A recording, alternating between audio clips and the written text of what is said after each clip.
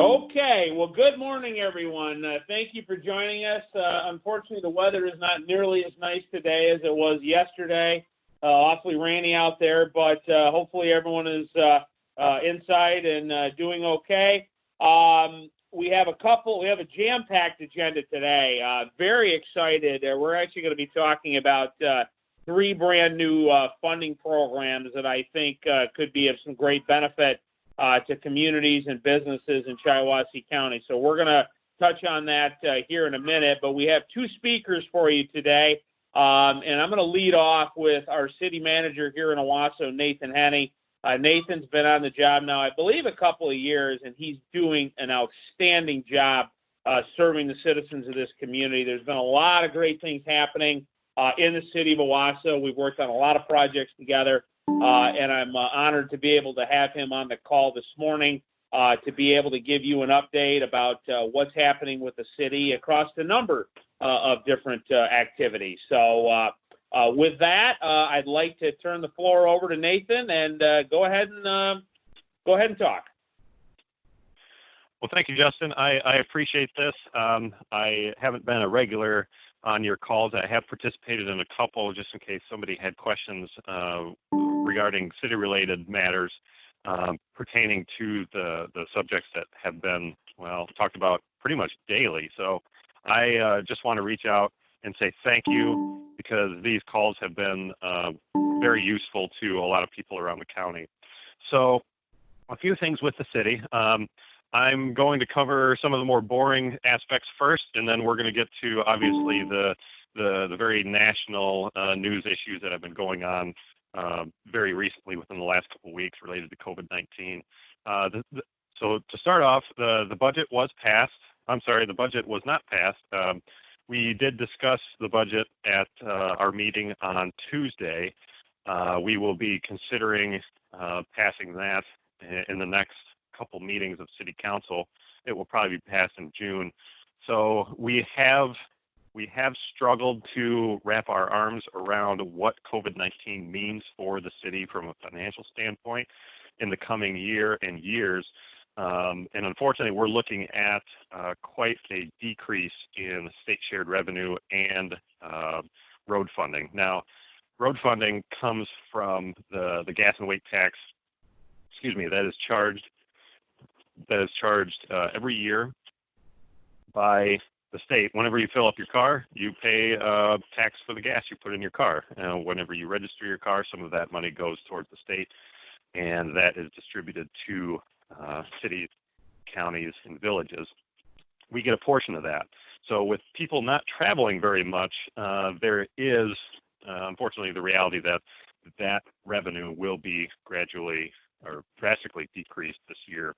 So we are budgeting a 10% decrease in Act 51 revenue, and state shared revenue, which comes from regular sales tax throughout the state, will be reduced as well. We just don't know by how much. I've been on conference calls with a lot of other city managers. We haven't gotten much guidance from the state treasurer on that. And Owasso itself is budgeting a 20% decrease in that revenue. So that's about $450,000 less than last year.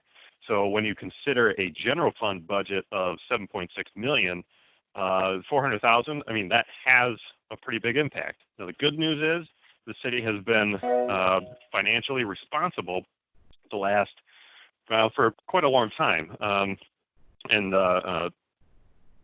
We have city council members who have served throughout the years that have been very conscious about our financial position.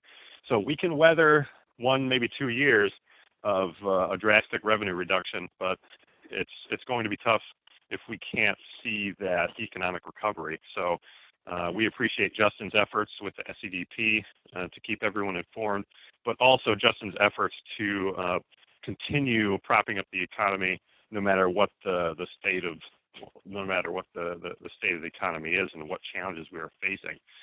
With that, the city is also working with Justin still on a lot of challenges when it comes to housing availability in the city. So this is a countywide issue, obviously, but the city in particular is very concerned with the fact that even after COVID-19 ends, there will still be a need for us to find creative solutions in order to provide housing that is needed for, frankly, all aspects of all economic ranges. So if you make $500,000 a year or $20,000 a year, there is a need for housing across the entire spectrum. So we are still working hard with Justin on creating some, frankly, pretty interesting solutions to be able to build housing. So we still have developers that are willing to work with us. We have a little bit of blank spaces on the map still within the city.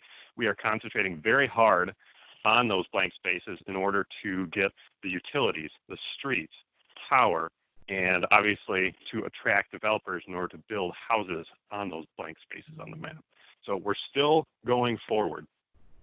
As far as the city is concerned, during COVID-19, we have been fully staffed. We just haven't been visible. So we have an excellent IT department that has set up the capability for staff to work from home. So those members of staff that can work from home have been working from home throughout this entire ordeal. We have had some people staffed at City Hall, excuse me, but that's been very minimal just because, we need to protect our own staff as well as members of the public. So that's why we have been closed. However, we are working on a reopening plan using guidance from Washington. So the CDC, the president, and his advisors have released guidance on how to reopen if you are a business or a city. It applies to both. So we have been working on a plan, and our Mayor Pro Tem is on the phone, so I just want to let her know that very soon we will be taking that plan to council to be approved. But our goal is to open for the public as soon as safely possible, and we are working on that. We've made some renovations to City Hall to keep both our employees and the public safe. We've added permanent partitions to the front desk that are not only effective but historically accurate to the building. We haven't just thrown up, pieces of iron and glass. I mean, this stuff actually looks pretty good. So we are working on getting our building back open and back to regular days. I just want to touch on really quick, the DDA in partnership with the city has been working very hard to provide emergency loans to businesses up to $5,000. Sometimes that can go more, depending on the case. But that loan opportunity is still available. So far, we've loaned out probably $130,000 and counting. So we want to keep doing that. We want to help our businesses through this process. Unfortunately, we aren't able to provide something like the PPP loans from Washington, where it's forgivable if you spend all the money on payroll-related expenses. But Owasso is one of the only communities in the state that is positioned to be able to do that. And that is because of the hard work from the DDA and Josh Adams and City Council, frankly, to provide that to our business owners. So if you have any questions about that, get a hold of me or Josh Adams with the DDA, and they will get you set up. The turnaround time is very quick on that. Lastly, and what everyone probably wants to hear about, is what's happening with Carl Mackey's Barbershop. Well, that has been a challenge for the city. We, in partnership with county prosecutor, county sheriff, and the county health director, Kevin Lankart, the police chief, and myself, all of us have been on regular daily calls regarding the situation as far as how do we enforce the governor's order or not enforce the governor's order. What can we do? What is available to us? From the outset, we never wanted to detain Carl. Never wanted to do it. It wasn't a reality because the sheriff, correctly so, wanted to keep his jail as empty as possible in order to protect both his staff and anybody detained in the jail from contracting COVID-19. And the fact that we're not going to arrest a 77-year-old man, just not going to do it. So what happened was we decided that it is not our job as as city employees to interpret the law. Never was, never will be. So we were put in a pretty tough position where we had to make a decision on, do we enforce it at all? And if we do, how do we do that? Not enforcing it was never an option because, like I said, we are not in a position to interpret the law. That is up to a judge. That is up to the courts. So we landed on the idea that, well, we write him a citation. We write him one round of citations and we're done. And we let the courts handle it. We let the courts do their job after we do ours.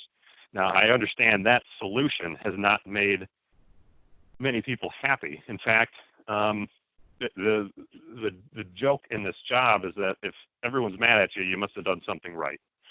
So what we're seeing is a lot of pushback from those who want Carl put away, and we're seeing a lot of pressure from those who think that Carl should have been left alone completely.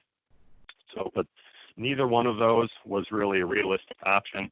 The city did what it thought was right legally after consulting with our city attorney, and that's what we did. So now, obviously, it's playing out on a more national level, and it's more of a contest between Carl and the governor and the courts. So that's where that's at. And the city does not plan on doing anything else with Carl's situation because we have a court date, and we are waiting for that court date.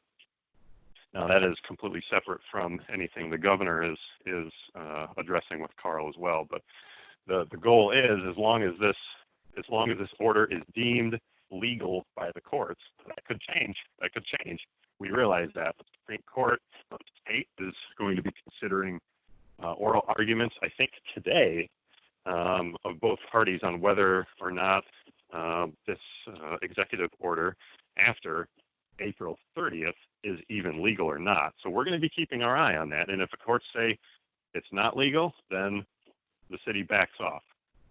But if the Supreme Court says that it's still valid, then we will continue on. And that's, it's not something we want to do.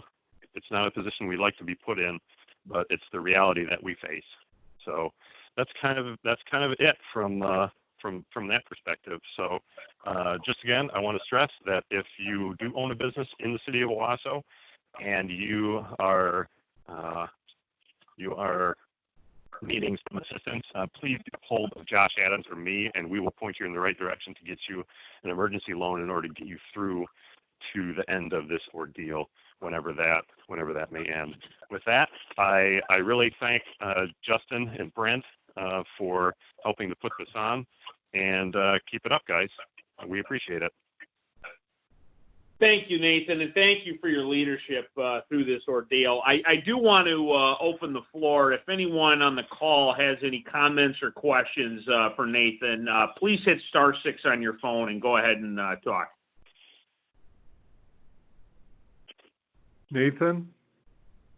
Yeah. This is Rich Doherty. I was just curious what the bearing of the stay-at-home order in Wisconsin being struck down by their courts. How do you think that's going to play out for the city as it affects the state of Michigan? If how that'll work. Well, it's good to hear from you, Rich. How are you doing over at Rivers Welding? We're doing well. We have a lot happening. Actually, more business than we have had in months right now. So good. Glad to hear it. Hey, I might get back with you in a couple months. I mean, I mentioned that these partitions are going to be permanent. Yep. Eventually, we may want to look at some of that glass you folks have over there. That stuff's very good. That's some really good stuff.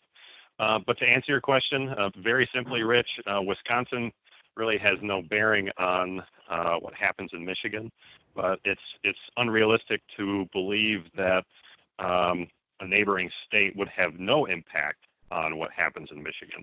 It's up to the Michigan Supreme Court, though. I understand that Wisconsin may have made that decision, and it's just a matter of time before we get some sort of ruling from the Michigan Supreme Court.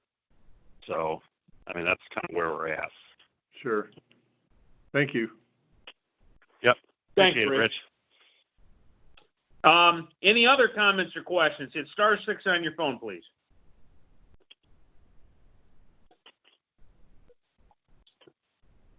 Anybody have anything else for Nathan? Okay. Well, Nathan, thank you again. You're doing a great. Oh, go ahead. Just had a quick question. As we were talking about other government entities, I've seen in the paper that Perry has made a declaration that they are not going to enforce the stay-at-home order. Have you talked to them, and do you know why they've made that decision? Is that something that you guys have also looked into? Who is asking this question? I'm sorry, I didn't catch your name. Sorry, this is Colleen Stowell over at Kojak Software. Oh, yeah, Colleen. Hi. Yeah, good point. Thanks for asking that. But it's the answer to your question kind of rolls back onto the answer to Rich's question. As with other states around us, different cities are taking a stand and some aren't. So the city of Perry, Mayor Hughlett announced, like you said, that they will not be enforcing the stay-at-home order. The county sheriff also mentioned in a statement that he is not enforcing the stay-at-home order. Our mayor, Chris Eveleth, has a pretty close relationship with Mayor Hughlett in Perry, and the thing is that each city is going to do something different. I mean, we can't control what Perry does. They can't control what we do. But our position has always remained the same.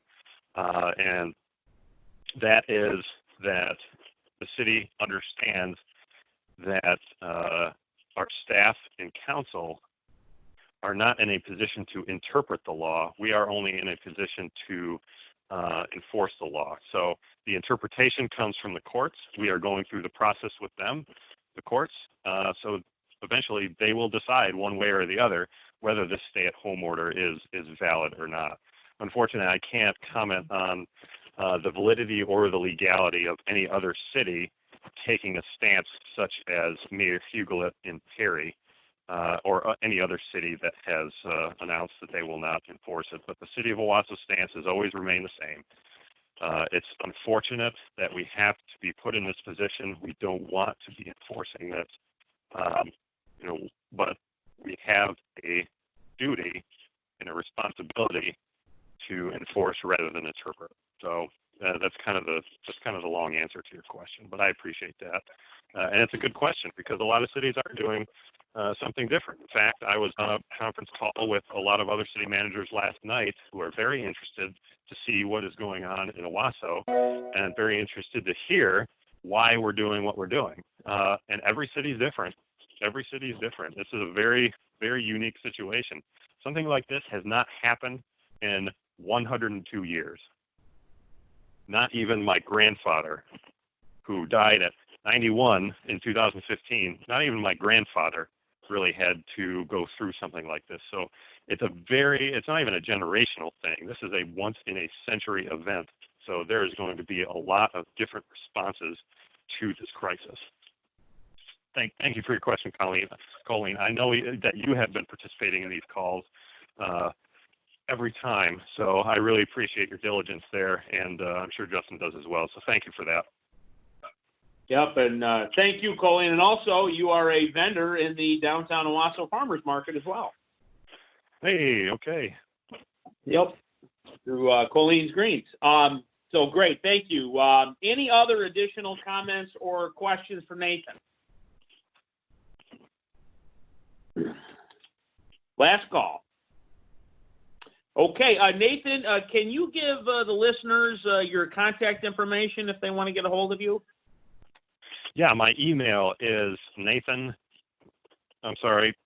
Henney at, nope, that's not correct. Okay, Nathan.Henney at ci.owasso.mi.us. It's a mouthful, but if you don't have that, go ahead and call my office line, which is 989-725-0569.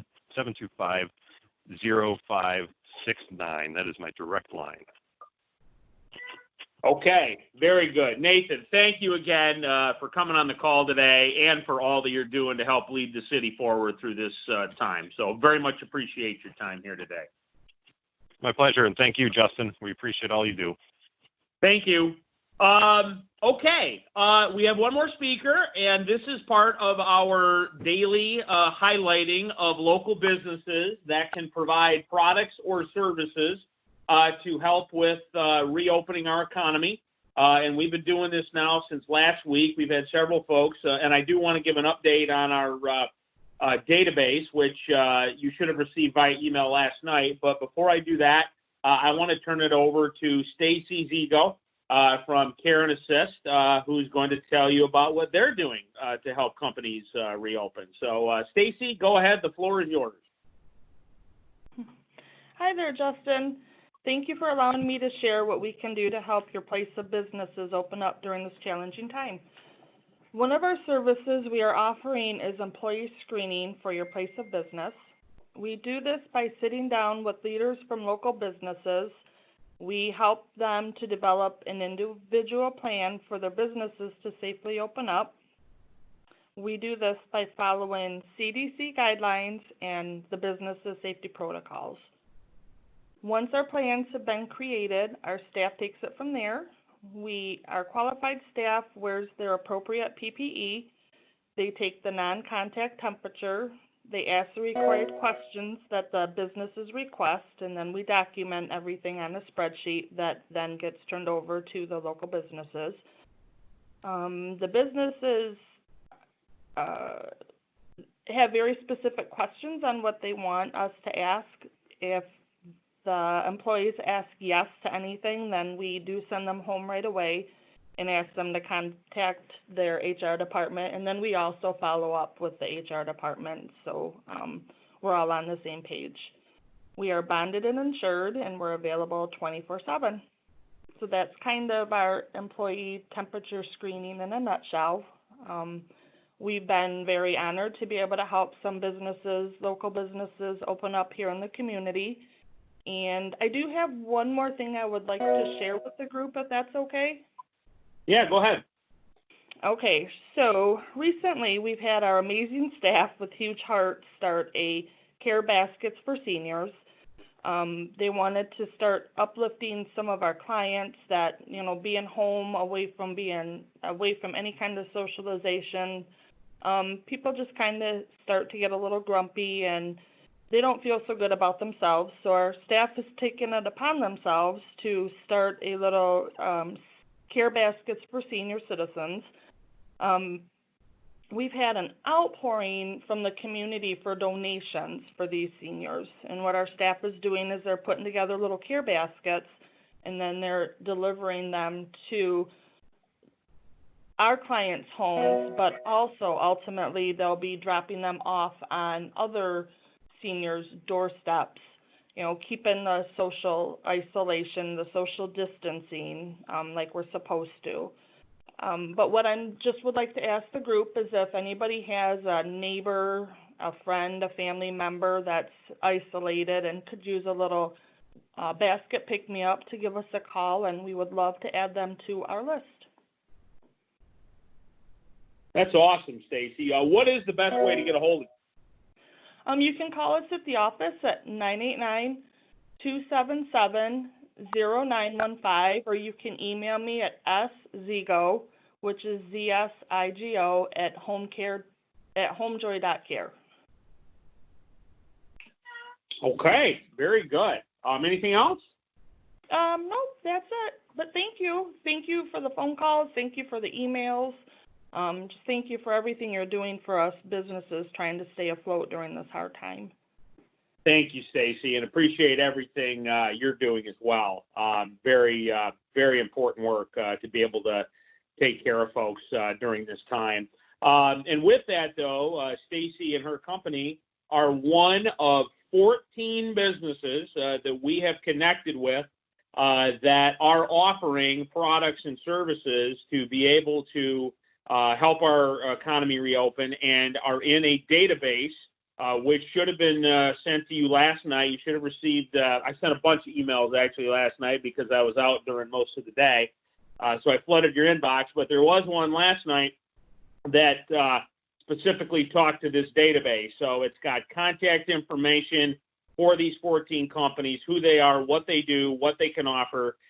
So as you look to reopen your business, please use that as a referral source. I know, there's a lot of people providing things, from, around the state, around the country, around the world. But, my philosophy is if we can find connections to people in Shiawassee County, that's certainly going to be preferred. If we've got a local contact, basically, or a local product or a local service being offered, that would be ideal. So that's what precipitated us putting this together. We probably actually have a few more companies that could be added to it, but we've got responses from 14. So please use that as you have needs for your business as a guide to help you with that. So a few more things. I'm going to turn it over to Jody. I've got some funding programs I want to talk to you about, but I want to give Jody an opportunity. You've got an update on some WorkShare stuff. Do you want to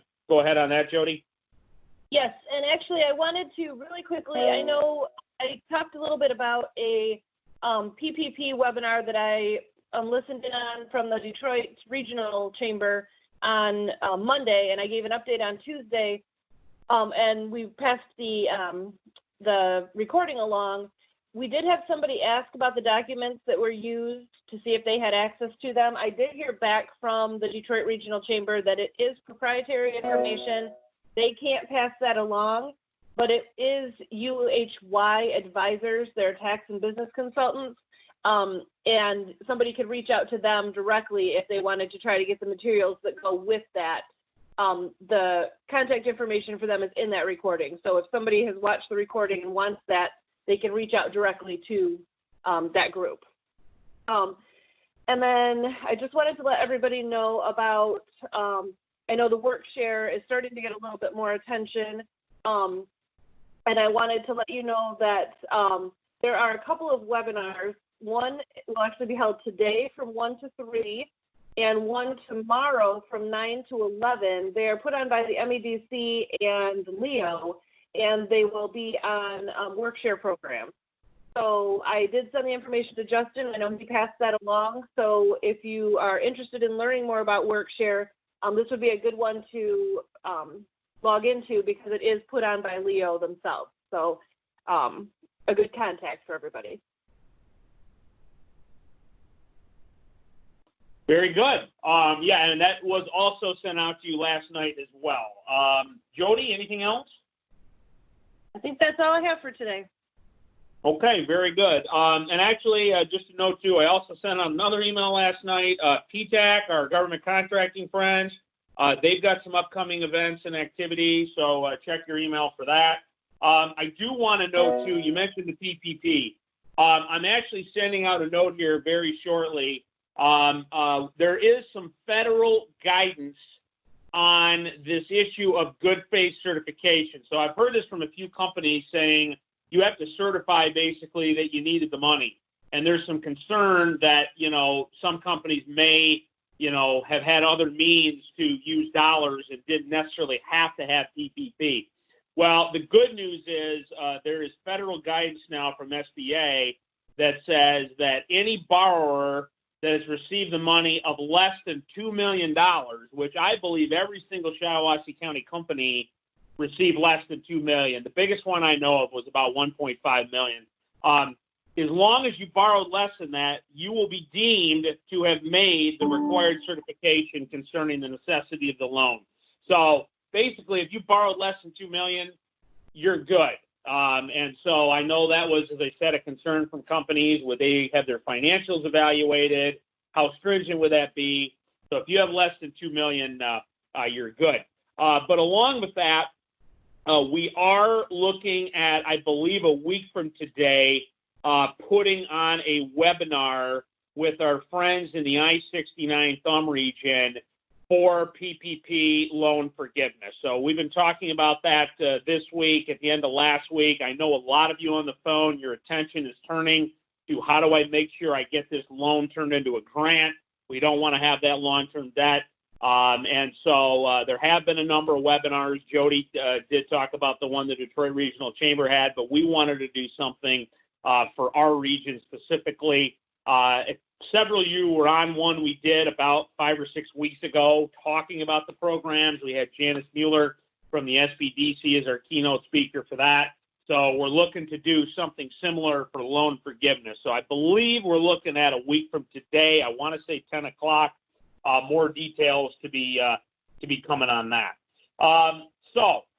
Money programs. I promised you information. 3 programs. One we talked about yesterday. This new statewide grant program, the Entrepreneur Resilience Fund. Shiawassee County is a target county. They identified, I believe, about 10 counties where they want to prioritize money. Shiawassee is on that list. So we have a heightened opportunity, if you will. Friday morning, we will have a speaker from that fund who will be our keynote. So tomorrow morning, Carolyn Casson, I believe is her name. So if you are interested in those programs, grants, also loans, but really the grants are the key. You're going to want to listen in and hear what that's all about. The other, and I don't know if we have any folks from MEDC on the line, but just announced last night, and I also sent an email out on this, is they have 2 new programs through their community development program that I think could be very beneficial. One, and I'll have someone from MEDC come on and be a keynote probably early next week on this. One is a crowdfunding program. So they have and hopefully you all know crowdfunding.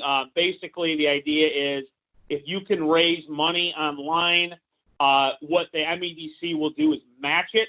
So in this case, if you are a small business that is looking to try to get some grant dollars, if you can raise, I believe, up to $5,000, the MEDC will match that with a grant 1-to-1.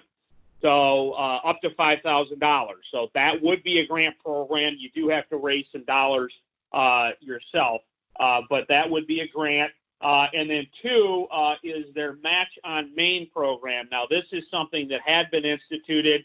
I know Owasso Main Street, Nathan could probably talk to this. They've used this program in the past. This is open to, I believe, any community that is working with MEDC on their redevelopment ready communities program. Basically, though, it sounds like to try to help downtown businesses, and it would be a grant program. So someone would need to be the applicant, not the business. It would have to be a community initiative like Owasso Main Street, or possibly we could apply, or a city government could apply. And then they could get money from MEDC and then grant those dollars out to businesses. $50,000 is available for application. Minimum grants of $2,000, maximum grants of $10,000. So hypothetically, talking about Owasso Main Street, they could apply for $50,000 and then offer 25 grants to downtown businesses worth $2,000. That's how that could work. So definitely want to get more information on that. These are new pots of money that are just coming online, and we absolutely want to get that information into your hands so you're aware of what's available. And then the last 2 things, and these are part of the daily update. We want to reiterate we have a great community hospital, Memorial Healthcare, that is doing tremendous work during this crisis, and they are now able to offer testing for companies, for workers, not only for the virus, but also antibodies. So if any of you want to get testing for yourselves or for your workers, you can get a hold of them. I believe the number is 989-720-2131, or visit their website, memorialhealthcare.org. And then, as always, if any companies out there looking for workers, please let us know. We'd be happy to try to get the word out there for your hiring needs. So a lot of stuff going on, a lot of new stuff, great update from the city. Any comments or questions from anybody? Hit *6 on your phone.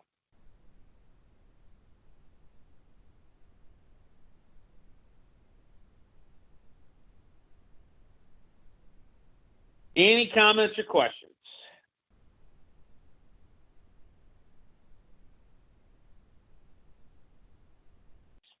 Okay. Well, thank you, everyone. Once again, tomorrow we're going to have someone on to talk about the grant program. And if you need anything else, give us a holler. Thanks.